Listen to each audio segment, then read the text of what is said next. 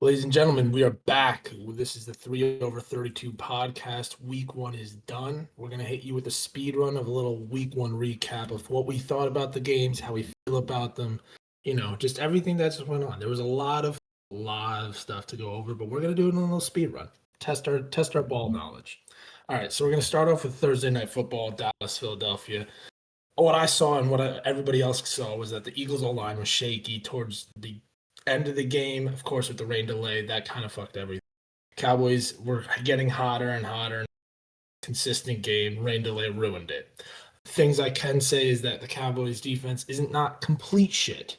They actually can maybe hang in there. It's still pretty bad. I will highlight though that CeeDee Lamb dropping those 5 game-changing catches was undeniably why they lost. They had so many different opportunities. Dak Prescott should have had 3 interceptions at that rate because literally he caught the ball, went straight to his face. Anyway, let's get over Thursday night. Now going to Kansas City, Los Angeles, the Chargers, and Sao Paulo.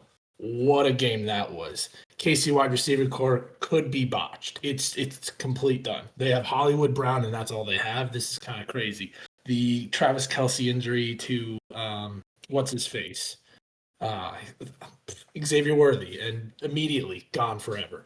It's crazy to me. But LAC, on the other hand, looking like a division winner very early. Speaking of which, Kansas City 0-1, the only 0-1 team in the AFC West. Let's fucking go. Keenan Allen, he is beating Father Time. That dude is a menace. He's back with his squad, back with Herbert. The connection's still there at prime time. Dude went off. But we'll talk about this later. I'm just going to drop this name because he's an absolute baller. He can finally catch a ball. Quentin Johnston. Who? Yes, Quentin Johnston, baller. What do you have? 2 touchdowns? Insane. Either way, we're going to go straight into the 1 o'clocks on Sunday. The Jets and Pittsburgh Steelers. The Jets were looking very good. It all came down to one play, which was the kickoff fumble, and unfortunately, it ended up that guy immediate released this morning, as of this morning, that he is off the team.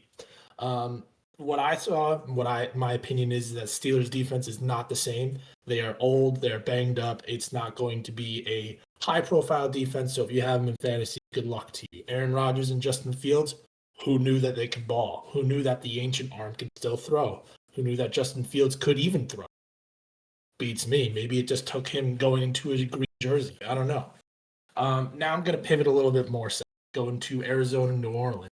I think it was a good game at all. 2013 was the final score, correct score from the algorithm. Let's go, boys. But there needs to be that rhythm again between Kyler Murray and Trey McBride, of course. I mean, I saw it in the beginning. They had a lot of dink and dunk passes. Trey McBride did his thing, but Kyler Murray was still shuffling around and thinking he's this hot shit. It's not like that, Kyler. It's not. Just stick to playing COD, dink it to your tight end, whatever. I will highlight Marvin Harrison Jr. Finally, catches a week one touchdown due to balling again. Saints kind of surprised me. They can be competitive, but they're just not good. Spencer Rattler, I understand that throw to Juan Johnson was great. It was right on the money, but that's all you got to show for your week one showcase. And it ended up not even being a complete pass and not being a touchdown. Hyper mode, I'm going to go into LV in New Orleans. Uncle Gino can possibly save that franchise. They are now 1-0 in the AFC West, beating New England. I had high hopes for New England. Drake May was here there, but the Genty move, the Bowers move. That team's young at core. They still have Jacoby Myers, and yes, I still hate Ashton Genty. May is bad, and the RB room is way overrated and overhyped, in my opinion. And with Bowers 100-piece, Genty, like I said, Matt's still not convinced. I still saw that game being mainly Las Vegas, and Pete Carroll gets to keep his week one streak of being on a brand new team alive. The last thing I could say is that both those defenses are horrid. Max Crosby was nowhere to be found. That defense on the New England side, yes, they had a lot of injuries, loss of Jabril Peppers. Kind of crazy to me. Very kind of crazy to me. I'm going to now pass it. Let's see what Will can do right now. Yeah, man. Speedball. Going back to Sunday, the one p.m.er. We'll talk a lot about this one later, but it's going on the Miami Dolphins and the Indianapolis Colts. I think that was the complete shock factor that reverberated around the country. Daniel Jones taking the job right under AR's feet, coming out balling. One passing touchdown, two rushing touchdowns, over 275 yards, and he did something that hasn't been done since Peyton Manning won the Super Bowl in '06. They scored on every single possession. The Indianapolis Colts. 33 points. Absolutely unbelievable. Everyone looked good. I also want to say, definitely not even a sleeper, but a great rookie who's going to be phenomenal this year. I think is going to be Tyler Warren. I mean, we knew going in, but he looks like a stud. I mean, Brock Bowers has that title of being the best young tight end, but Tyler Warren, man, he's going to be a stud. He's big. He's brawlic. He can move. He can run routes. They looked absolutely phenomenal out of the gate, and we all predicted that they were going to be a terrible team, but we'll see how it goes the rest of the year. On the flip of the coin, the Miami Dolphins, both sides of the ball looked terrible. Tua was nowhere to be found. He's still throwing up gang signs back there at center. Uh, Tyreek and everybody there. It just was not a good performance at all. They showed nothing defensively. I think we said McDaniel's job was on the line. I think he could potentially, if this keeps going the way that it does, he could be gone mid-season. And I think that's a crazy thing to say because just about 3 years ago, when they played the Chiefs in the playoffs, he was the hottest young coach in the league. He had a lot of promise going for him. He brought in all those pieces on offense, but it's just not working out. And if they keep going this way, this team should be able to compete with the Bills in the division, but they're not. They look far behind the Jets. I think they look even far behind the New England Patriots, if I'm being completely honest. But they didn't have it. Colts win. Love that for them. Going into the next game, Sunday, Warner, another classic left off just like it did last year between the Tampa Bay Bucks and the Atlanta Falcons, right? We saw that crazy game. I think it was, what was it, week 15, week 16 last year, the playoff decider. Um, Baker Mayfield, once again, shows up where it matters, man. I mean, the stones on this guy is unbelievable. Most of that game, he really did not play well, but when it mattered, he led a game winning drive. He led that team back from the depths and they beat Atlanta. I personally thought that Atlanta looked honestly pretty good. Bijan and Drake London. I didn't think Penix played terribly, but it's going to be a tough road for them down the stretch. I think they've got a tough few games coming up, and we also got to say we'll talk about it with the Bengals game, but the kickers make or break this week, and they make or break games in the NFL. Right, Young Hoku, a very reliable kicker, missed. I think it was within 40 yards. I think it was about a 37 or 38 yard, and he shanked it to the right, which would have sent the game into overtime. Um, which I think was pretty crazy because, like I said, he was pretty reliable. But hats off to Baker Mayfield. I got him in my dynasty fantasy league, so I'm not complaining. So I thought he was absolutely fantastic once again, and he showed that he's got some real stones to lead that team. And I think they're going to be good down the stretch. Solid, solid. Nice. Matt, take it away. Start So, us with the 4 o'clock. okay. Um, well, let me start with the Broncos Titans. So, Yeah. that game I was very looking forward to. First of all, not just because Cam Ward was playing, but because everyone was expecting the Broncos to blow them out. And I had a little bit of feeling that it wasn't going to happen. I don't know why. Some week 1 games, I just don't expect there to be so many blowouts. But this game was really sloppy. I mean, that's pretty much the number one word I could use to describe it. So talking about Denver first, Bo Nix started out terribly. He had 2 interceptions. He had 1 fumble throughout the game. I think Sean Payton's play calling was not great. They probably should have kept running the ball. R.J. Harvey had a really explosive play. I'm pretty sure it was in either the second or third quarter, and he only got 6 carries throughout the game. J.K. Dobbins dominated with 16 though. So I think the thing that we're gonna be hearing about the Broncos this year is whether or not they could actually live up to the hype that they've shown last year, and I just don't think it's gonna happen after this game. The Titans still aren't a good team. Offensively, I thought Cam Ward played really well. He had a lot of drops. I didn't look up how many drops were actually made in that game, but Cam Ward only went 12 for 28. Looked really good though. He was throwing extremely accurate balls, was able to manipulate the pocket well. I thought he looked good. Um, but other than that, the Titans couldn't run the ball all game. Tony Pollard only averaged 3.5 yards a carry, pretty much. I thought they were going to run the ball the entire game to alleviate Cam Ward a lot, but they just couldn't run it. And another weird thing that happened at the end of the game. Uh, so the Broncos were trying to run out the clock, and I guess Sean Payton wanted a final play to make sure to solidify the game. So Bo Nix throws a deep ball, which then gave the on fourth down, which then gave the Titans the ball back. I'm pretty sure. I think it was fourth down. And yeah, then but Titans couldn't do anything with it for the last drive. And then that's when Calvin Ridley dropped a wide open pass in the middle of the field to give them the opportunity to tie the game. Uh, just upsetting result. I was rooting for the Titans. I still believe in Cam Ward, and if he can perform like this game, the rest of the year, I think he'll be rookie of the year. And to go against the hardest defense in the league week one and to play those at that standard, definitely solidifies himself as probably a future stud quarterback, which I hope happens. But yeah, difficult game to watch. A lot of penalties too. But we'll see what both teams do next week. Next game, Lions and Packers. I had a feeling the Packers are going to win this game, honestly, going into it. They're at home. They got Micah Parsons. Just think the vibe seemed good. But the Lions, I really expect them to score more. They look really bad offensively. Um, the creativity's kind of gone on that team offensively. I thought they were going to show more, or at least have a similar offense to what Ben Johnson had with them last year. I saw a lot of checkdowns. I saw not a lot of yak yardage. Not a lot of putting players in positions of success on the offense. Jahmyr Gibbs caught a lot of balls. He had 10 receptions, which is insane. And he only had 31 yards. So that to me just says that your offensive identity is struggling at the moment. And I know it's week one, but it just seems like it might take a while for them to discover that identity throughout the season. On the flip side, though, Green Bay, their offense looked really good, and I have a feeling we could be looking at a juggernaut team this year in Green Bay. Uh, all the receivers were relevant this game.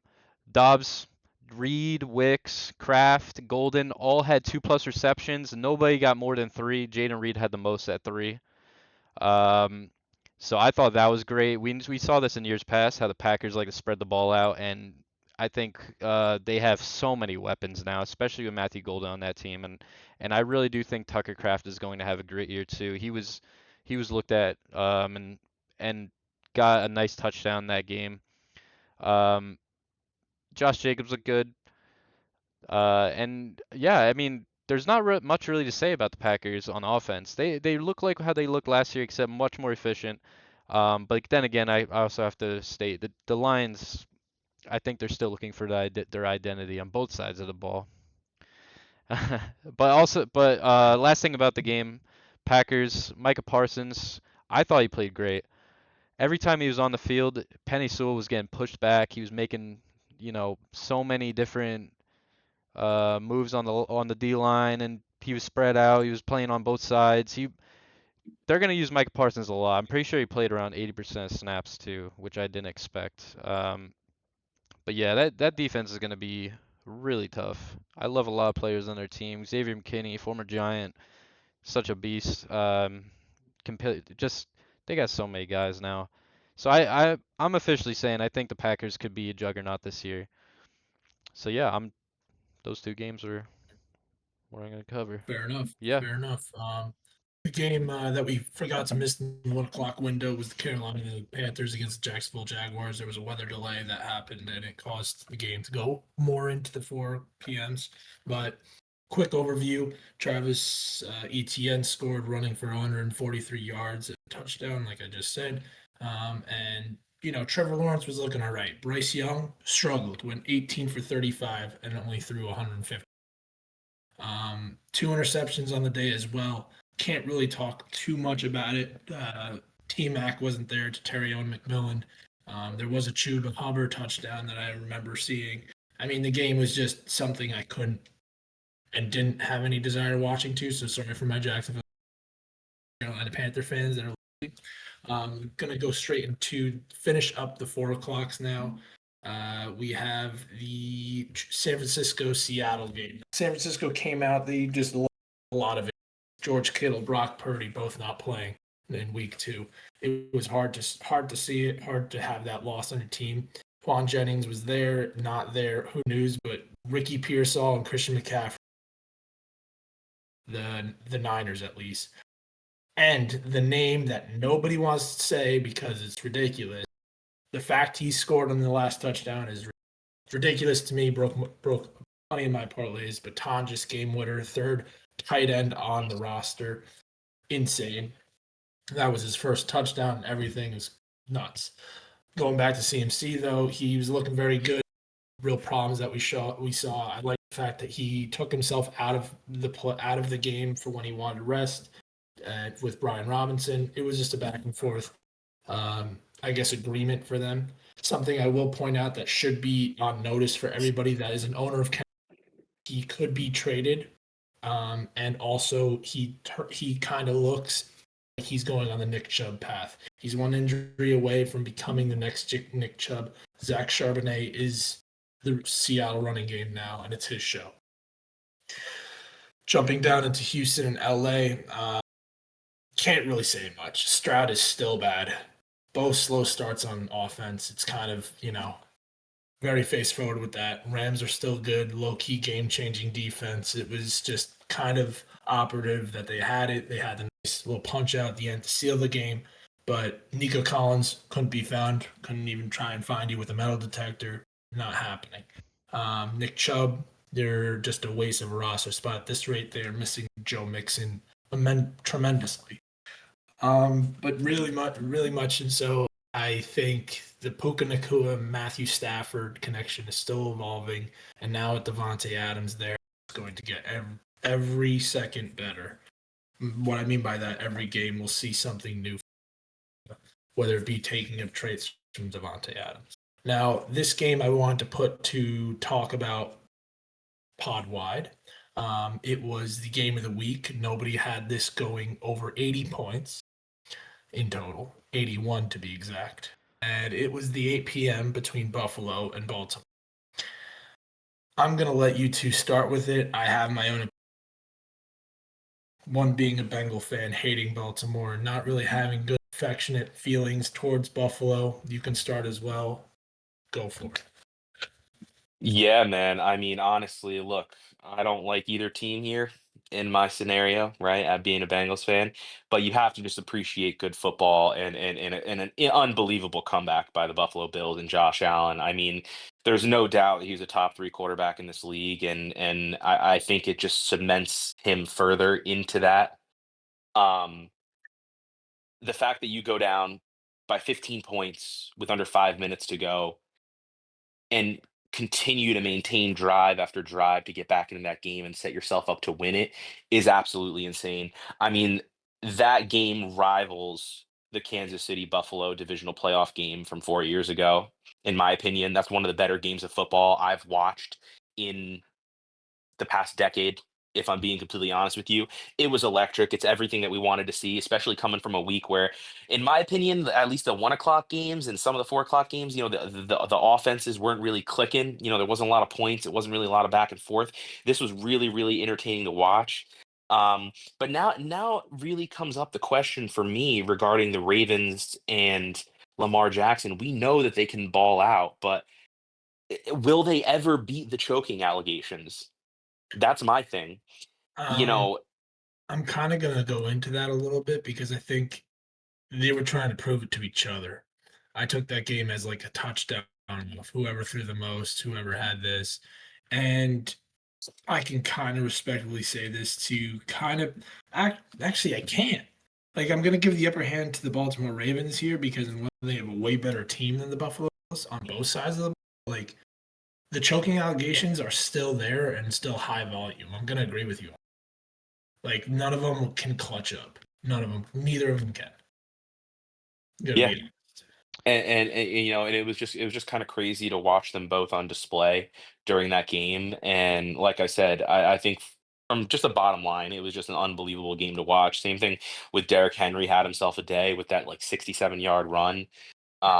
It was just fun football, man. And I'm glad the Ravens lost because, starting 0-1 in the division is great for me as well. Um, but going forward, yeah, that's going to be the talk all year about the Baltimore Ravens, right? Is can they win big games in crunch time?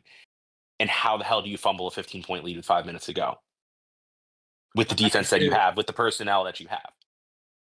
I mean, Matt, jump in when you feel is best, No, but I kind I of, go yeah, ahead. go for it. No, I was just gonna I mean, mention the yeah, coaching being terrible on the Ravens side. I don't know yeah. what John Harbaugh thought he was doing at the end of the game, trying to just I don't know. It seemed like there was a miscommunication at times with like play calling and stuff like that. The way they were able to give the Bills a chance to come back in general. Um, the clock management was bad.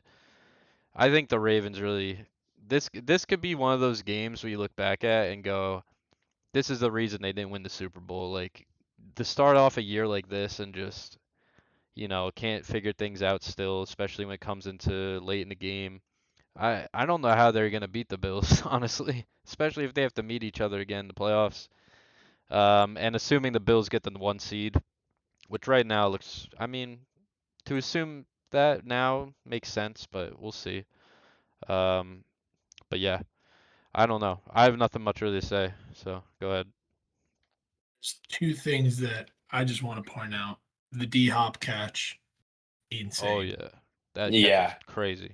Yes. I think we can all Crazy. agree we were all rooting for Baltimore. Maybe not you, Will, but you had the inkling that they were going to win after the match. Yeah. Kind of No, just at that hammered that at them. that at that point in the game, yeah, I thought it was all but over. Yeah, I agree. Yeah, so did I. That kid who shoved the players. I get it. You shoved them. You're out for any NFL game indefinitely. But there should be a fine on Lamar Jackson putting hands on Finn.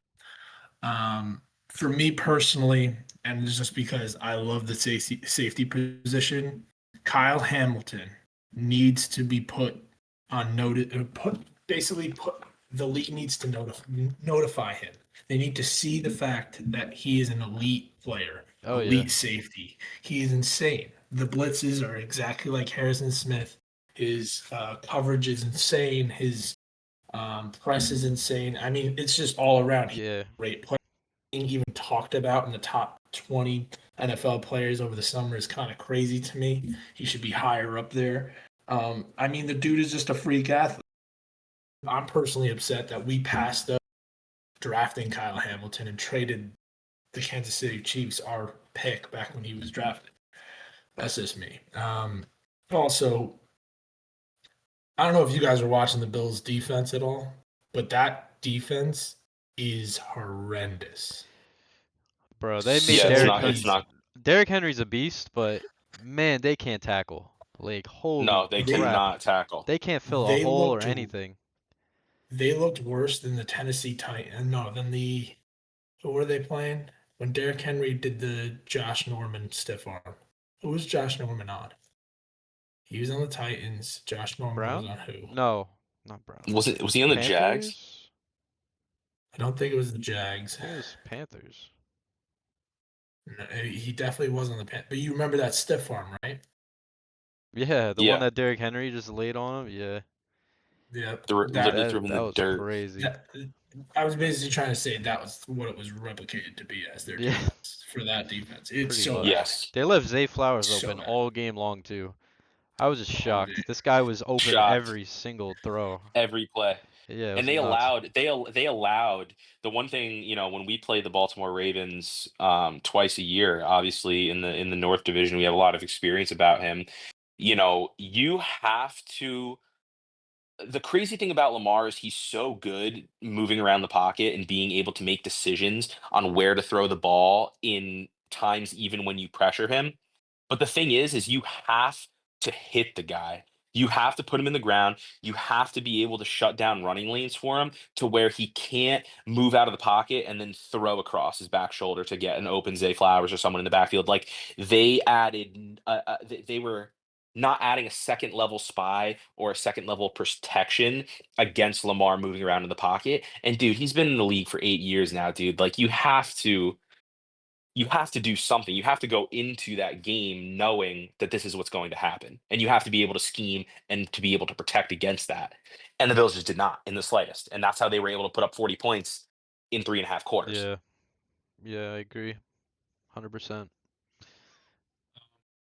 Something I didn't say for the Thursday night game because I was going too fast.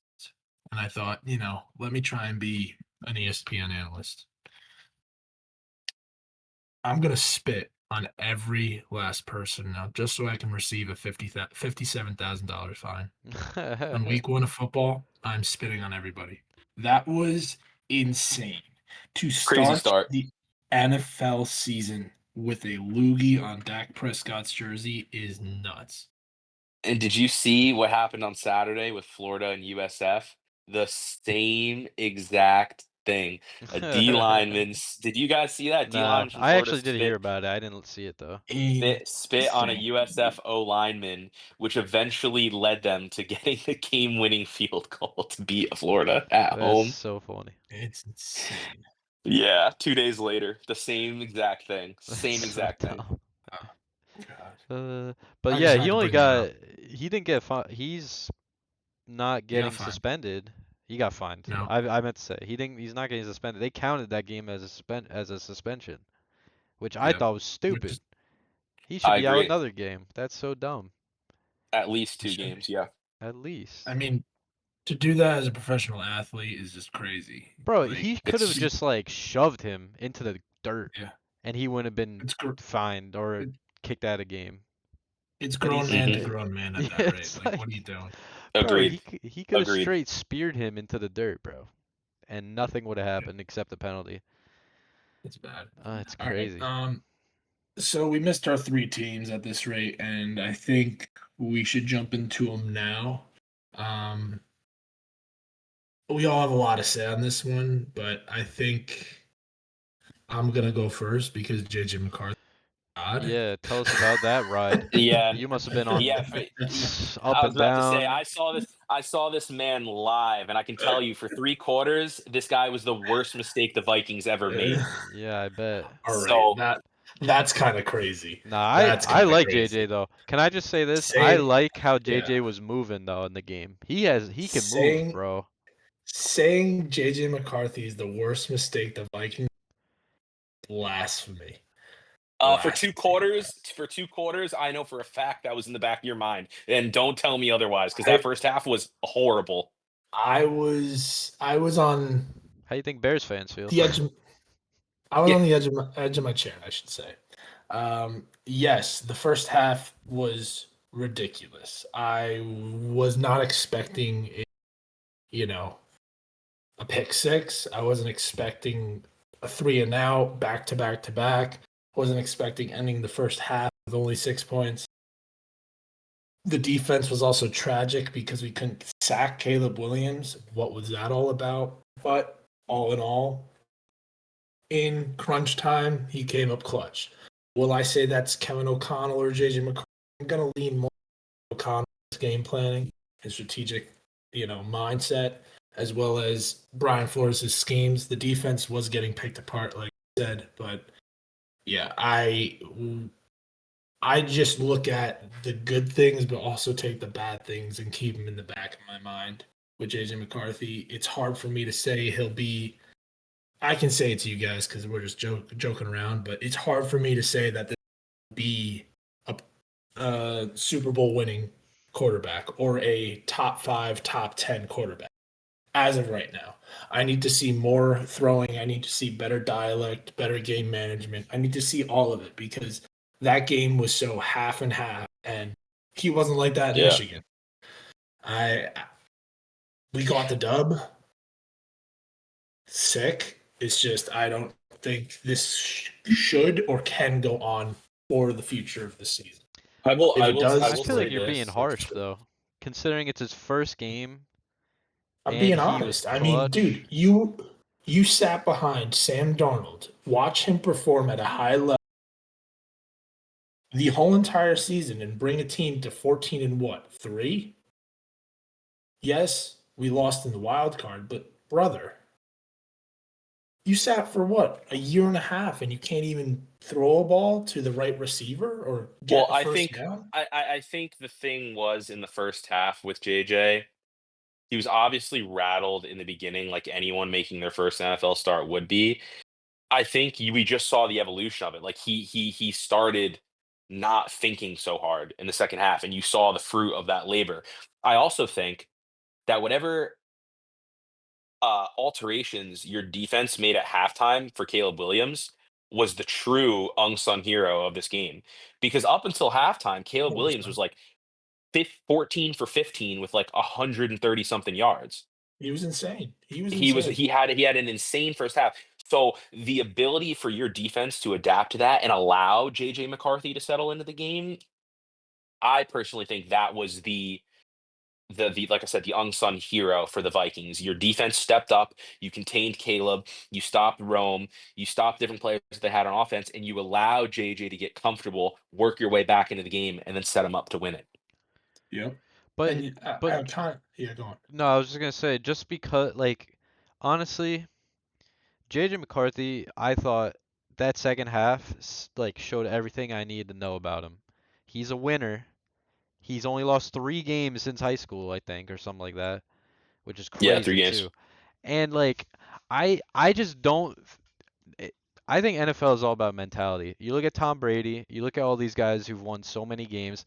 It's all about mentality when it comes to stuff like that. It's about staying within the game plan, finishing a game strong, coming in clutch. If he could do that stuff in his first game in hostile territory against probably one of Agree. the biggest division rivals.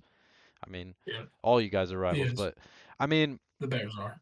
I you hate the gotta, Bears. yeah, you gotta at least take that and just Um, focus on that stuff and take out the first half stuff. I'm telling you, or at least the first 3 quarters, I'm because the end of like that I said, game was everything you should worry about. And that's if Jackson Dart was to do that, I'd be ecstatic. I don't care if he threw a pick I'm six. I'd be ecstatic. I'm not saying he's like I said, he's not a god in my eyes. Yes, he's not Tom Brady in my eyes. I'm Yes, he talking. did. I'm just saying mentality wise though. Like Yeah, that's what it takes to he be he did that clutch good. up. That's what it takes. He Agreed. yeah, he Agreed. Yeah. he took he stepped it up in his mind, but I just need to see that consistent across Of the Yeah, whole course. Of course you duration. do. yeah, and it's Of it's yeah, course. it's been only We're one not the game too. Kansas City Chiefs. Yeah, exactly. So I'll take it with a grain of. I'm not gonna say I'm gonna grain of salt. Yes, we won. It's a big dub for us, but I don't know, dude. Will's right though. Making that comeback, It's a team game though. It's a team sport. it is. Y- To It is. I hate how a lot of QBs just get put on a pedestal, like you've been trying to say. Like it shouldn't be done very quickly because it's such a team sport. But he's in good hands though. Vikings are a good team, Yes, He man. is. He's in good hands. great team, Yeah. great team, both sides of the ball. Yeah, it I, really I is. said this in the offseason. He has a promising future with Minnesota. Now it's up to him if he wants to do it or not. Yep. Um, Yeah. One thing I will highlight though, when he ran in for that touchdown to win, oh, I was electrified. Yeah. I was going stupid. Yeah. I was happy too, um, bro. That was lit. it was insane, insane. But enough with Minnesota. Monday night on to Atlanta next week. We're gonna jump into that later, but either one of you can take the realms. I know we can have lots of chats about either one of those games, but I mean, I don't care whether you want to go or you want me to go. Yeah, I can rip it real quick. I mean, look, man, we finally did it, right? We finally won on the first game of the season since 2017 AD. Okay. So, but what I will say right now is a win is a win, and we'll always say that. But goddamn, we did not deserve that game. Browns It came defense no, is we nice, needed down. that. dude. Browns It defense is came nice. down to a missed extra point and a missed 36-yard field goal for us to win that game. Um, it's the same problems. We fired Lou Anarumo, our defensive coordinator. Nothing changed. In fact, it looks worse. The defense genuinely, I think, the secondary wise looked worse. Joe Flacco, 1 touchdown, 2 picks, 292 yards. Those 2 picks also were not on him. Now, granted, Cam Taylor-Britt, Jordan Battle, they made great plays to get those interceptions to win us the game. They were great plays, but those were catchable balls that the receivers bobbled in the air that they were heads up enough to get. What I will say is that this team, I just still don't understand. Joe Burrow threw the ball 23 times Yeah. for 108 yards. We had 7 total yards of offense in the second half. How is that possible? I mean, your Like, offensive how- line is It Did you ridiculous. is see that hit he took, that Burrow took? Yes, by Oh my Miles Garrett. goodness. Did you Miles know? Garrett we- destroyed him, bro. We'll say this. I will say this. How the hell do you let Miles Garrett sack your quarterback on 3 Oh yeah, consecutive yeah. plays? Back. How in the hell do you not scheme for the one guy that they have on their defensive line? Crazy. And you let it Back. happen 3 times in back. one drive? To back. It's absurd to me that it's still happening, and I don't get it.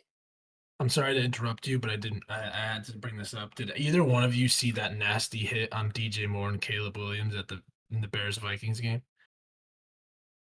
I'm trying to remember. Caleb got clapped through it, and then DJ Moore got clapped, and that's Oh when DJ yeah, Moore yeah. went out of the I game. remember. Dude, Yeah, I remember that DJ was Moore the getting hurt. hardest. Yeah. I was like, yo, both of them got DJ Moore gets hit smacked, a but go lot, on. dude. He DJ Moore, does. he gets hospital ball after hospital ball. But yeah, Well, ahead. go back on. I'm sorry. Yeah, you can't like the three sacks to sack. Like I was watching that live, and I just couldn't believe it, man. And the I- fact that we have a whole identity around offense and then can't muster more than 10 yards in an entire half is With- insane. with the reigning Triple Crown winner and what you think should have been the reigning MVP. And like I said, how are we running an offense? Zach Taylor's running an offense where Joe Burrow only throws the ball 23 times. I don't get it. that's- Against the Browns secondary, that's not that good. And then we come out, and like I said, I told you in this previous podcast, Joe Flacco plus 250. Yeah. I said it. And I knew it was going to happen. If we can make Joe Flacco look like goddamn Drew Brees, what is going to happen this year when we have to play Lamar and Yeah, other players of that caliber? that's true. What But do I you wa- think is going to happen? I was gonna bring up though, if the Browns had a good QB, they actually might get some wins this year. Like, because I Their think their d- defense is decent. Their defense is decent, and like I said, they got lucky. Like Steelers, So watch I'm gonna- out, bro. Like, oh They do have my, a good QB. What are you talking about? he's not gonna play. He's not gonna play. He's not going to play a He's snap. he's not gonna play this whole year. Sadly. Man had his hat Sadly. turned sideways with sunglasses, grabbing his chain like this, talking to the kicker about "You good, bro?" yeah, yeah, Like, yeah. He's hyping up the you- kicker. That's a good teammate. he's- That's a good teammate. But dude, the last thing that I'll say about this is it was just I'm happy we got the win. We broke that curse, but dear Thank you. God, I don't know where this team's going to be. I mean, we play the Jags next week, and we'll get into that. And I think we're going to win. We should win because that team looks just as awful. But man, down the stretch, when we have to play the Bills and the Ravens and the Steelers, I just don't know how this team is going to function. And I said the same thing after week 1 last year when we lost to the Patriots. It just boggles my mind. I mean, I will say Shamar Stewart and Trey Henderson on the D line looked good. They created a lot of pressure in the backfield, which is something that I think we've been needed. We needed someone to complement Trey a little bit more, and Shamar looked good. But, dude, if we're only throwing the ball 23 times, I cannot take that. I can't take it. What's crazy though is that you guys started all your starters in the preseason just to win and beat Cleveland by 1 point. That is ridiculous. to me. It's your O line, And man. Your O line is It's so the bad. O line is still So bad. bad. It's still bad. Speaking of your back-to-back sacks, I made pulled pork on Sunday, everybody. And I'm having a second on the pork. And you're supposed to be like a little delicate with it. I hear Miles Garrett gets a sack. I'm like, okay, that's Cincinnati's backed up 3 yards. I'm pulling it apart again. Miles Garrett gets another sack. I'm like, all right, this is crazy. Then I put all of the pulled pork onto my sandwich, and then I hear the third sack has hit. I was just like, what is going on with the Bengals? That is Yeah, ridiculous. it was a grind fest of a game when it shouldn't have been. I think we could have blown. I think we could have won by more. But dude, next week is gonna tell all. If Trevor Lawrence throws for like 300 yards against us, dude, I am done. I'm I mean, done. who's on that defense to stop it? Nobody That's what I'm saying. in the secondary. The secondary is just people, bro. It's not even And players, man. It's just people. I'm sorry to give this bad news to you, but Jabril Peppers just signed with the Pittsburgh Steelers. I like Jabril a lot. That is a crazy It's signing. it's going to be nuts, man. And that's, like I said, next week is going to be the telling game on how the season goes. Because if we have another close game against the Jags, or if we lose to the Jags, man, If you lose to the but that's Jags, it's over. at Wait, least it's by Shoal Tootin, right? Right, oh right, yeah, Matt? when's he playing a lot, dude? His Oh role got diminished now. Now we saw no, ETN absolutely. no, ETN threw. Oh, Tank Tank Bigsby's in left. Philadelphia. Yeah. No, my point was ETN looked insane. That's why I just don't Oh yeah. think Tune's gonna get a lot of reps now. So But that's what I got to say, man. I don't know. It was just very, very disappointing. Another week one, even though we won, I'm sitting here. I feel almost just as same as I did after we lost to the Patriots week one last year. Like I feel exactly the same, even though we got Hey, the win, and it's disappointing. But we'll see. that win could get you into the playoffs. It could. It's a divisional win, and I'll take it because we need it. well, All speaking of right, Matt. feeling the same, let me start. Oh man, do you think you know how you feel? Oh boy, wait till I start. Dear Yeah, I've God. been feeling the same for 10 years, Will. I don't know. I mean, but anyway, yeah, so honestly, I was pretty confident going in, but I think my confidence was stemmed from just Giants players hyping up the team, coaches being confident about players, new players coming in, Russ being Russ, O-line looking decent in the Limited. preseason. I mean, this is where all my confidence was stemming from. And to be honest, preseason means absolutely nothing now after what I've seen. So, I mean, a little recap of the game. I'm watching it, all right, and I'm just seeing the worst offense I have ever seen on a football field.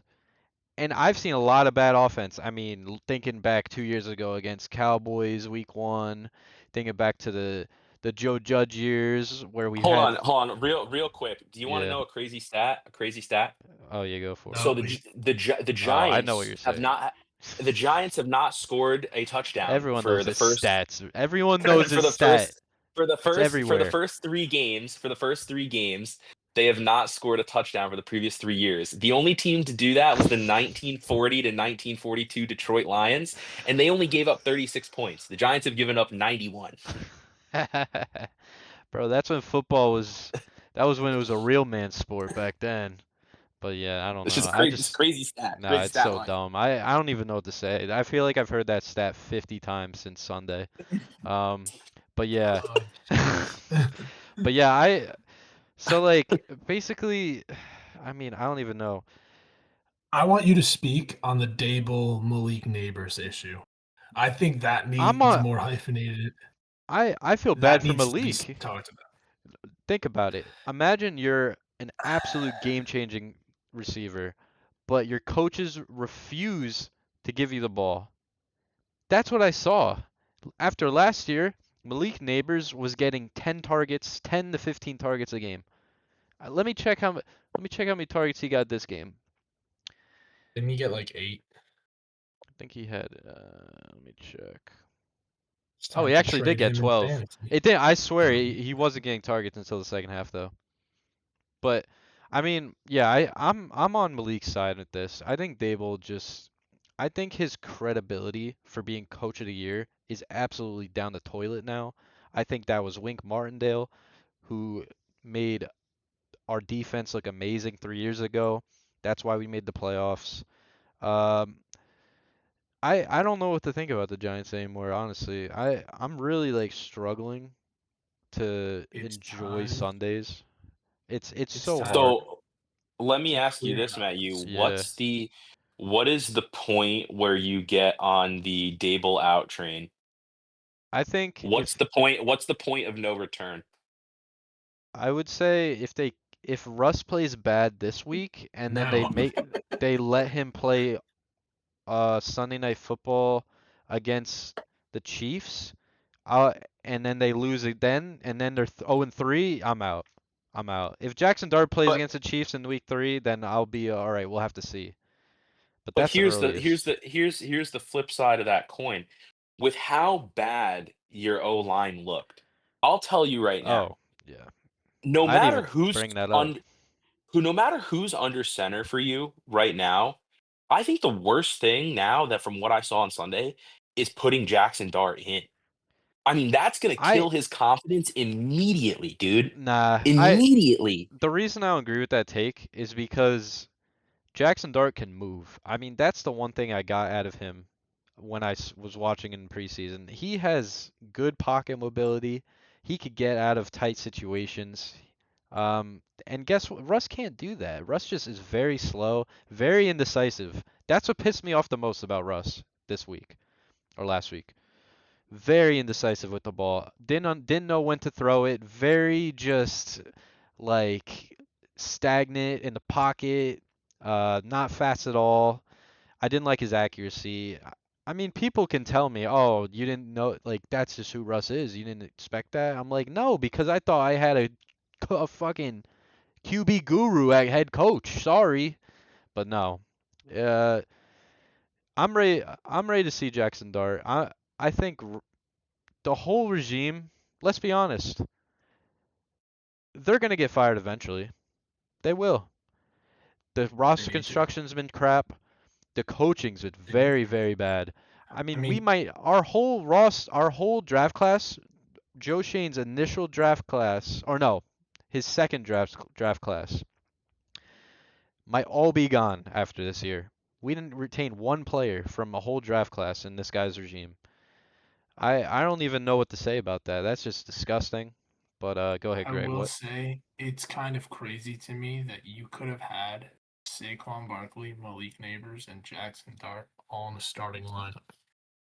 Thinking about it. Yeah, getting rid of Saquon was probably it was the worst decision this franchise has ever made, to be And honest. I hate to keep bringing up past events because the dude's already, whatever. He won a Super Bowl, but like thinking about that, that must kill you. Oh, it does And then now. seeing It and then does seeing now. It Daniel does. Jones Yeah. Daniel Jones ball out week 1 is even crazier, dude. That just Even proves to me coaching's bad. crazier. It proves to me the coaching is crap. It proves to me they don't know how to prepare players. They don't know strategy within a game, Yep, how to I turn, agree. You need how to flip the narrative of a game, how to get your hear team me on out. top.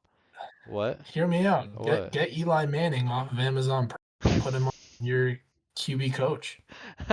Won you Nah, two you Super listen, Bowls. dude. He's doing that Monday Night Football. He loves that. True. But He's a yeah, fun guy. like. There's so many things that upset me. Besides Saquon, not getting Cam Ward, that's number one on my list. I swear, if Cam Ward was on this team, the narrative would have been different. Whether or not Dable is a good coach with Cam Ward or not, like Cam Ward, I think's that good where he would have flipped the narrative a bit. Um, yeah, it's a shame. I don't know if this. I assume they're gonna get fired eventually now. That's the number one thing I'm thinking. I'm like, who cares what happens because they're gonna get fired eventually. Like the fan base is gonna absolutely just go crazy if they don't, and they only win 3 games. So yeah, we'll see what happens this True. week.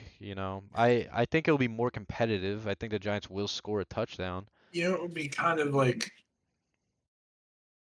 the Cinderella story if, well, not really. It would kind of just be justifiable is that Brian Dable and Joe Shane get fired this week after they No lose. one's been fired after week 2 though, but that would be crazy. Imagine. Nah, I think Imagine the Giants are open market for a head coach and GM. That'd be nuts. They probably would still ride out Shane, but they did get rid of Dable instantly. if Dable's on the hot seat, you will see Jackson Dart on the field. I mean, that is an He's absolute guarantee. Whether that happens after this week or not, that's to be determined. The only way I think it happens is if the Giants get absolutely blown out by the Cowboys and only put up like 12 points, 13 points. That's the only way. Fair. But other than Fair. that, I mean, Russ is going to be the starter. So, which is hard to contemplate knowing our O-line is just so bad. He can't even move. Can't even Yeah, he Put move. the can't do line. anything back there. And that's the thing, like I said, with that argument that I made, like, But Jackson Dart can move though. yeah, I'm telling you. I He would be able get to that, move but around and make plays. Jaden Daniels moves around and make plays. I just love He's watching a different Washington's breed. offense. He's a different He's a breed for sure. different breed. No, I love Jaden. I actually love Jaden Daniels. I'm not afraid to say it, even though he's in our division. I think he's such a fun player to watch. And yeah, also the play calling on Washington's so good. They got the ball out so fast. So They're fast sick. every play. Like our D line barely They, had time to even get to him because they just got the ball out so fast. I love that. So made Debo look like prime Debo again. yeah, and they played hmm sloppy. Jane Daniels missed so many throws that game. He missed so many Easily. throws late in the game.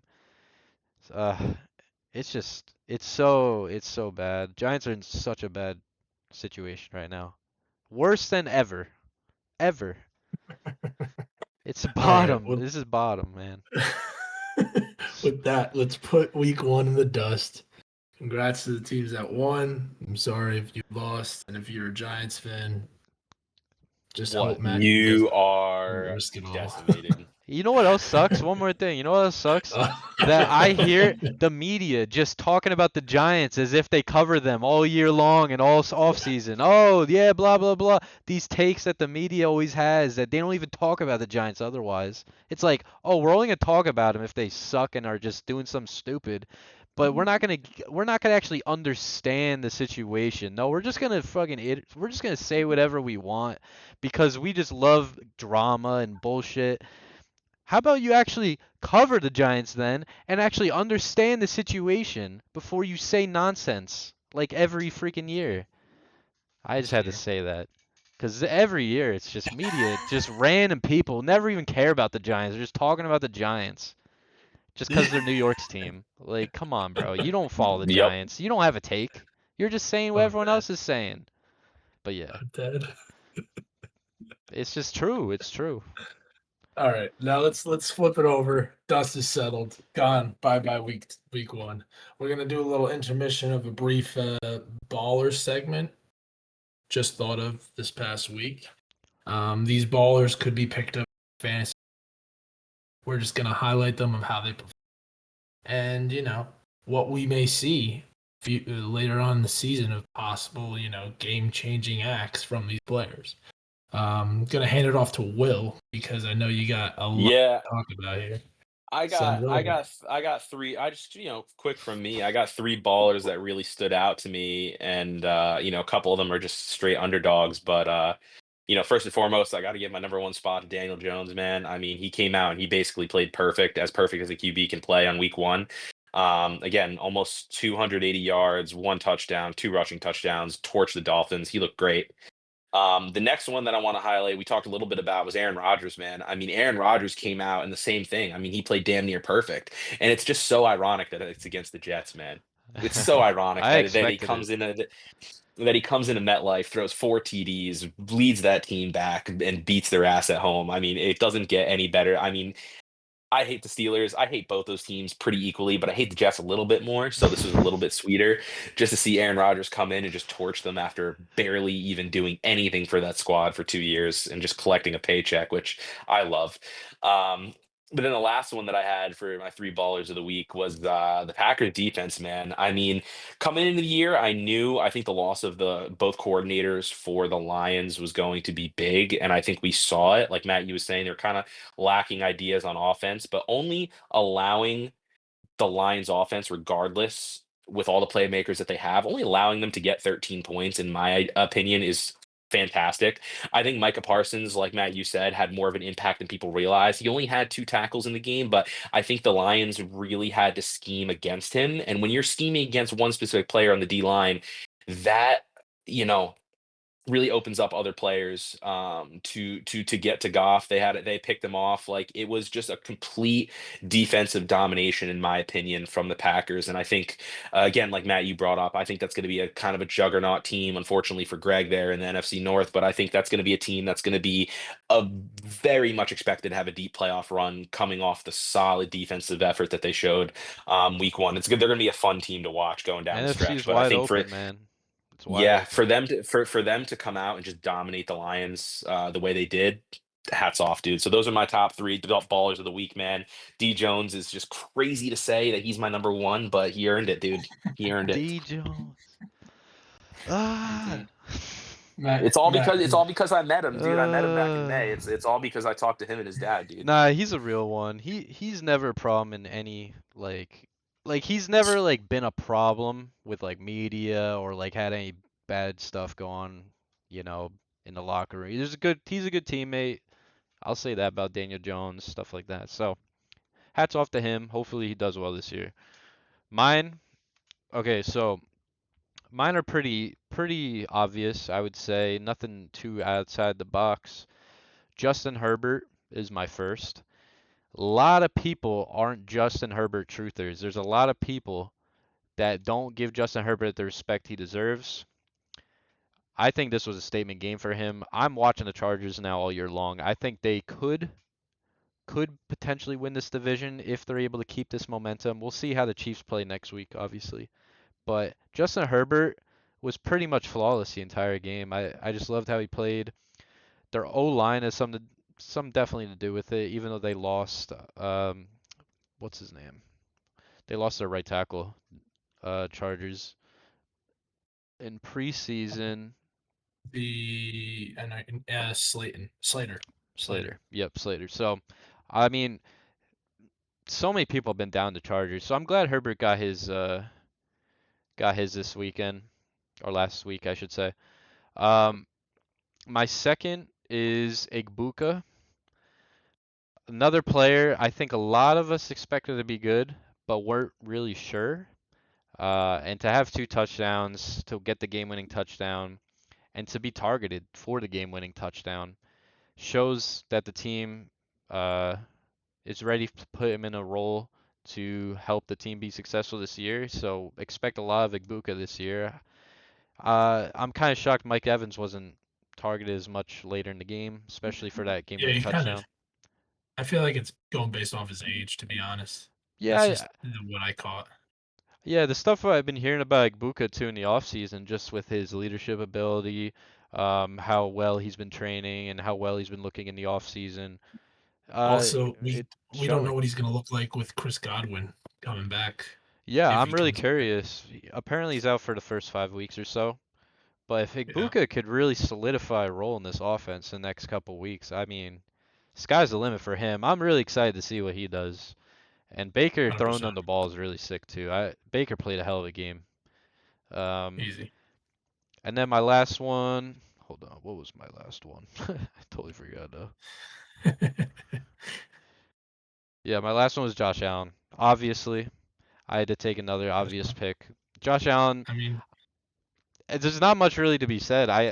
We hey, Paul. witnessed probably the best game of Josh Allen's career.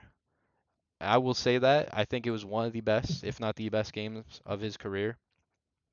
And I loved what he said after the game when a bunch of fans started leaving, telling the fans to, you know, I love keep that. trusting I that. love Yeah, that. I love that too. I think that just shows he's like he's everything for this team, you know. He's everything. And if you're a Bills fan, these are the best years you will ever have as a football fan. So be ecstatic about it. I think Super Bowl is coming. We just don't know when, but to just beat the Ravens again, just to the team that you know you could be in the postseason, to just do it again, first game of the year. I love that. And yeah, I think Josh Allen's gonna have another great season. 100%. Yeah. 100%. And I could agree with it. I'm also high on the Bills, but pivoting to my top three, I'm going to start up, kind of piggyback off the both of you. Quentin Johnston needs to be talked to. He was targeted seven times, five passes for 79 yards and 2 touchdowns. Kansas City Chiefs that we all thought were going to come out and look great. Catching that win over Kansas City and then possibly getting another chance at it in Kansas City itself, I think is huge for the Chargers. And Quentin Johnston, really, this is the dude that couldn't catch, but absolute baller and an absolute waiver wire pickup if you can. Immediate. I saw people dropping $98 Fabs, $75 $32. Quentin Johnston, and rightfully so. The dude balled out 29 points PPR format. Another name I'd like to bring up, kind of going back to Will's Aaron Rodgers, Justin Fields needs to be chatted about. 12 rushes, 48 yards, 2 rushing touchdowns, 16 for 22, 218 passing yards, and a passing touchdown. The dude made the Jets look like a playoff team against Agreed. the Pittsburgh Steelers that we all thought that defense was. Yes, they are all banged up. Yes, it's the Pittsburgh Steelers we're talking about. They were in it the whole entire way and all fumble like we said and digressed in the 1 o'clock recap. But truthfully, the Jets and Justin Fields could be a threat. Do I think they'll win the AFC East? Probably not, because the Bills are still superior. But they might split with the Buffalo Bills. To be honest, that defense is bad. So that's another name to shout out on the waiver wire. Spend as you please, but definitely a good pickup. Thinking, maybe you have a Wilson action. And the last kind of player and team duo bring up is Garrett and the Cleveland Brown defense. Myles Garrett, as Will said, 3 back-to-back sacks, only holding them to 7 offensive total yards in the second half. I mean, it says more than what that says in itself. Holding Joe Burrow to under 200 pounds. Holding Jamar Chase to maybe 2 catches and under 30 yards. Holding T. Higgins under 35 yards. The only thing that really destroyed him was Chase Brown. Noah Fant maybe had a passing touchdown, but that defense looked better than what we've seen previously. Yes, it's a divisional game. The Cleveland Browns show up in divisional games, but to see that happen to Joe Burrow, Jamar Chase, T. Higgins, and Chase Brown, that's the prolific offense that came from last season with the Triple Crown winner, and T. Higgins actually Brown being in taking fantasy drafts. That's huge. All these players I just listed have an above ADP of over 40 in rankings. That's for the Cleveland Browns to solidify that all under the yardage. I think that's huge for them. And Myles Garrett definitely needs to get a nice little piece of cake after that show. Sorry, truthfully, that defense was on top. Now, those are my top 3. Whether you plan on buying them up, Fab, or you guys, and go off of Matt, you and Will as well, but it's justifiable with these stats. Now we're gonna go over the week 2 projections very quick, not so quickly, but we won't go. I'm gonna start off with our Thursday night tomorrow. The Washington Commanders, Green Bay. This is open forum, so we'll just run with it. I think the Packers take this. It's going to be a close game, but we see the digress that and will last week with Jaden Daniels. That defense will show up. Micah Parsons is on the Green Bay Packers. He knows how Jaden Daniels plays. That's where I'm going to lie. I think the Packers take it. Yeah, I think this is also my pick. This is my pick for game of the week. I think this is a super interesting matchup, like you said, how Jaden Daniels is going to deal with the Packers defense, like I was just talking about. Right now, I have on my notes app here, I have Packers 27, Commanders 24. I got Packers in a close one, maybe even going to an OT kind of game, but this is going to be a grind fest for both teams. And whoever wins this with 100%, in my opinion, whoever wins this game right now is in the driver's seat for the NFC, behind the Eagles. I don't even think the Eagles are, but go on. That's a good take. That's a good take. I'll take it. Matt, you have anything to say about that game? I mean, that game, I think Packers will win it. Washington's I good, mean, don't get me wrong, but I think Green Bay is they're- just way superior right now. I hate to dig at you, but they're coming off of a very light win. Yeah, they I are. hate I hate to No, say it. that's my That point though. Like they are. Abdul Carter. What you didn't talk about was Abdul Yeah, defensive basketball Abdul played well though, pass actually. block. The problem is they just didn't. He only played, I think, like 30% of snaps or something ridiculous like Yeah, that. So that it's happens for unfortunate. all rookies. Yeah, but he should be But playing 70 to 80. But I digress. yeah, okay. I'm now going into your game, Matt. Is Will, you said your thing. You think the Giants will win. I think the Man. Yeah, the Cowboys are winning this. Why are you even saying Giants will? What are you trying to prove? Because, dude, What is I wrong with you? I feel it in my bones, dude. I feel like Jerry Jones is doing crack out backside of AT&T Stadium. yeah, I like I don't know why, but it's always these games in my head where there's such a like low key, just such a clear cut winner that somehow Russ will string together some drives and Dak I just don't rate highly anymore at all. I have I have the Giants winning 17-14. That's crazy scoreline. I just can't see the Cowboys putting up only 14. That'd be crazy to yeah. me. Cowboys I look can't good see it against the Eagles. I think they unless look that good. defense snaps in. You never know. Yeah, I don't You know never about know. that. We'll see, but I don't think so. Uh, I don't think so. going into another 1 o'clock. Seattle against Pittsburgh. I think Seattle takes it, sends our buddy Diamond home crying, and Sam Darnold shows out. That's me, 21-18. I have the reciprocal of that. I think Aaron Rodgers coming off the momentum of the last game against the Jets. I think that they keep it going. Again, I think this is going to be a very close game, but I have what do I have here? I have Steelers 28, Seahawks 24. Okay.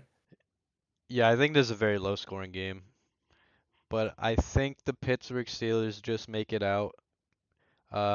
So I was thinking a 17-14 maybe type game, but I don't know if it's going to be high scoring pretty much. That's my take. Fair. Um, Rams Titans. I think Rams take it 24-17. Can't really do much. I think Cam Ward gets his first victory here. That Rams defense is insane. I Yeah, I like the Titans. I don't know why. I think Cam Ward's getting some sneaky wins this year. After what's seeing against the Broncos, I just think he will. Fair. I have the Rams in this one. I think Fair. Stafford gets more back. I think they get back more back on track. Right now it's plus 5.5. Um, I just think I don't know. I don't know if the Titans are going to string it together just yet. I think they have hope later down the season with some different opponents, but I just don't like the matchup here. I got Rams 23-17. Okay, that's a little weird score, but I'll take it. I'll take it. Going kind of quicker here, going into the Bills Jets. This is where I think the Jets could show out, but get snubbed again. 31-28 Bills. Damn. I agree with you. I think the Jets showed a lot of promise, but that defense looked bad. I think Allen's going to torch them. I see more so. I see a 28-17 Buffalo. Yeah, I think this is a close game. I think Buffalo wins, but barely. So I'm gonna just stick with that. I don't know about score. Probably like both scoring in the 20s, but if I had to say score, maybe like 24-21, something like that. Fair. Um, Pats Dolphins, another divisional rivalry. I think very low scoring and kind of reciprocal. Saw against the Pats, 21-14 Pats. I have something very similar to that. I had 21-10 to the Pats. I think a little bit more of a margin. I saw nothing from that Miami team on But Sunday against the Colts. Mike McDaniels is on the hot seat. That's what I see it. I I can see a couple, I think trickeries. I think Drake May can get the win here. I have them 21-10 over the Dolphins. I just don't see much. I didn't see anything from the Dolphins on Sunday. I just didn't. Fair. Even though you said Fair. you didn't see anything from the Dolphins, I think the Patriots look bad too, to be honest. They I do. don't think their roster's They very do. good. I think They do. Miami just has, if they could just figure it out, like it's every given Sunday, anything could happen. Miami is the better team. I'm gonna take Miami. Florida weather. Hopefully Tua could connect some passes. I mean, I just don't like the Home field Patriots this advantage. year, so I'm going with Miami. Fair. Jags Bengals. Your game, Will. I'm taking the Bengals 24-18. I've got us.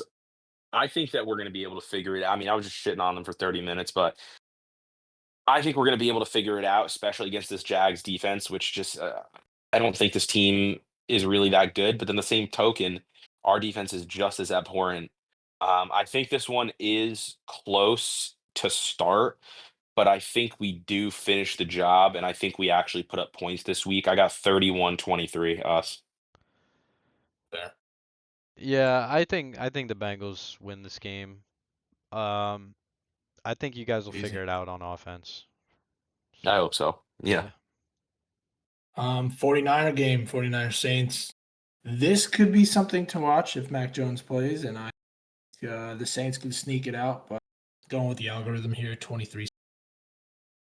I agree. CMC's This way is too this good. is a this is a very interesting game because if Spencer Rattler plays up to the quality that he played last Sunday, where I don't think he played bad at all, I think he played very much above what I thought he was capable of playing. I think this is a very much a closer, low scoring game, and I have 14-10 49ers. It's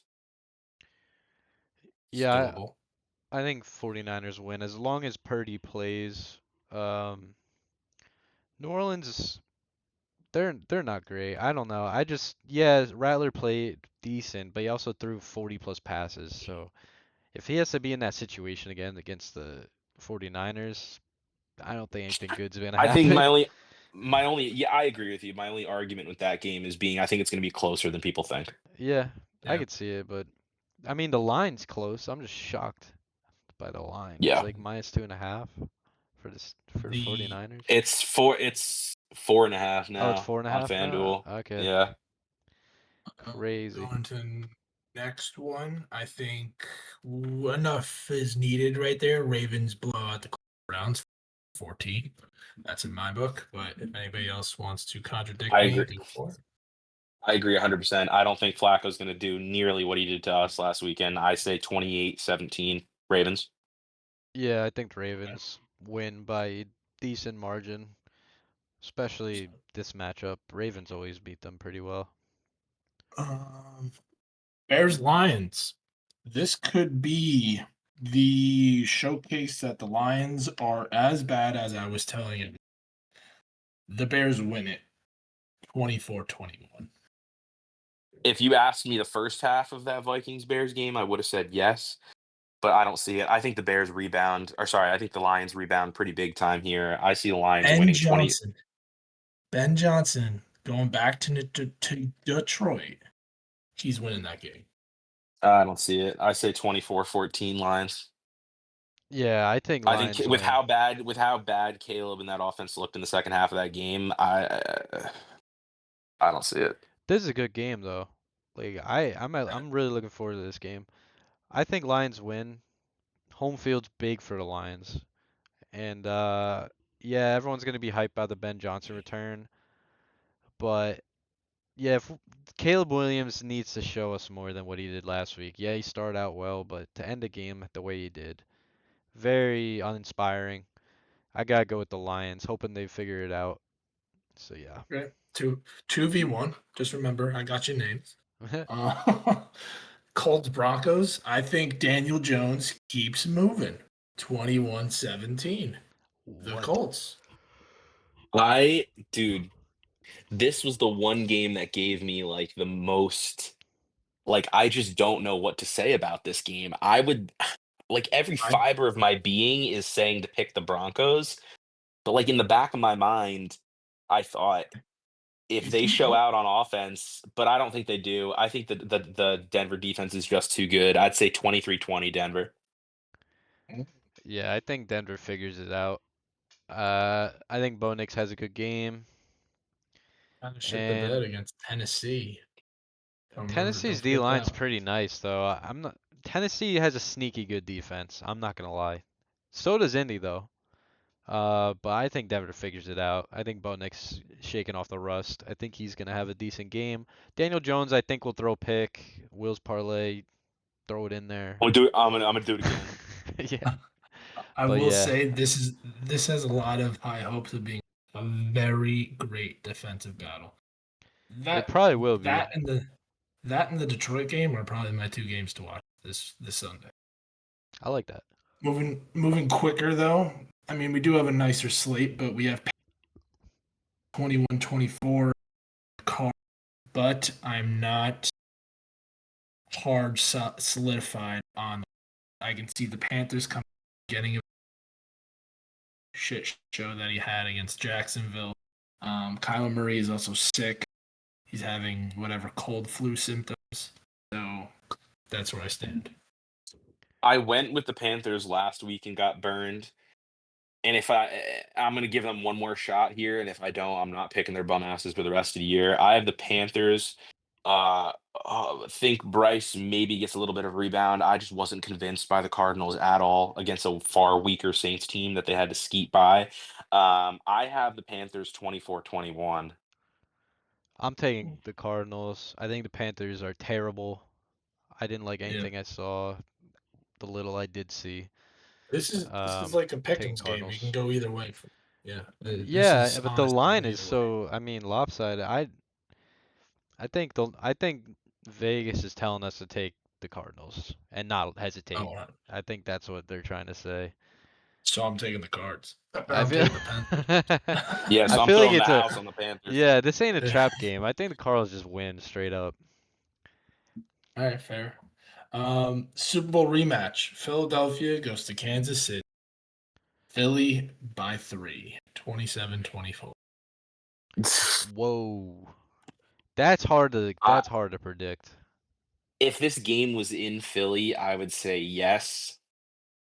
And I know Matt Hughes not on the home field advantage hype train, but I think Arrowhead is one of those stadiums where it's a bit different. I think you have to take the Kansas City Chiefs rebounding after week one. I wasn't that impressed by the Eagles either. And I think that I have the Chiefs right now 27-24. Yeah, I think Stop. You're the that's optimist. I just think the Chiefs are gonna figure it out.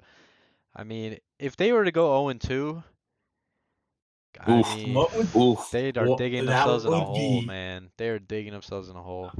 I'm telling you, this season we're gonna see a lot of change in the Detroit Lions and the Kansas City Chiefs struggle. I yeah, I don't know. Philly's defense, maybe it was because Jalen Carter was out, but they didn't look too great to me last week. Dallas had a lot of drops. Kansas City, I gotta see who's or if Worthy's playing. I don't think he is, but No, he's not he's dislocated not. shoulder. Yeah, okay. Yeah, I'm Um, still going Kansas City though. It's just too fair, hard not to. fair. My game of the week, which is Sunday Night Football, back to back prime times. Your boy Vikings win it 27-21 against. Yeah, 27-21. I agree with that. The line right now is by 5, 4.5. Um, yeah, I like what the Vikings did in the second half of that game. I think Atlanta did show out though. Against the Bucks. I think Penix didn't look bad, and you guys are gonna have to play solid defense. But yeah, I have it right now. I got 26-20 Vikings. Yeah, I like the Vikings too. I think this is going to be a very good game though. I liked Atlanta as Good Sunday well. Night Football. Yeah, like It's Atlanta's been defense was iffy, but they look good on offense. I think Michael Penix is going to be really good. fair. So yeah, this awesome game. Penix versus McCarthy, just year two guys. I'm looking forward to it. I'll take Minnesota though. Fair. And then we end on our doubleheader on Monday. And I'm just going to bang them off. I have Bucks 27-17 against the Texans. And I have the Chargers beating the Raiders by 3, 24-21. on the later half of the sketch. I have the same exact score for the Bucks and the Texans. I got 27-17. I didn't see enough out of the Texans offense last week to be convinced, and I think Baker Mayfield still to this day is the real deal. And then I have the Chargers beating the Raiders. I think this is going to be a lot less of a close game than people think. I'm going 28-14 for my biggest spread of the week. I do not think that the Raiders compete in this game. Yeah, I like Crazy. Tampa and Chargers as well. Tampa Bay. Well, first of all, Houston Texans didn't show us anything. I'm not No. feeling good about that team. Defensively, the Texans are still good, but Tampa Bay's shown that they could compete with the best, and I expect them to win that game. Probably will be a close game. And then I kind of like your take, Will, but because it's a divisional game, I think it will be close still. I'm still taking the Chargers though, but I think it's a close game. That's what I would bet on. Fair. Fair. To end this podcast tonight, everybody, we are going to do again another pod parlay. Each a leg from one of us. We rip it in a 3-legger. And if you place it, you place it. If you don't, you don't. Our last one, we are up. Will is necessarily 1-1. If I just said Derrick Henry anytime, that didn't hit. So we are going with the parlay. Anybody have any up in the air? We just gonna workshop this baby as soon as we can.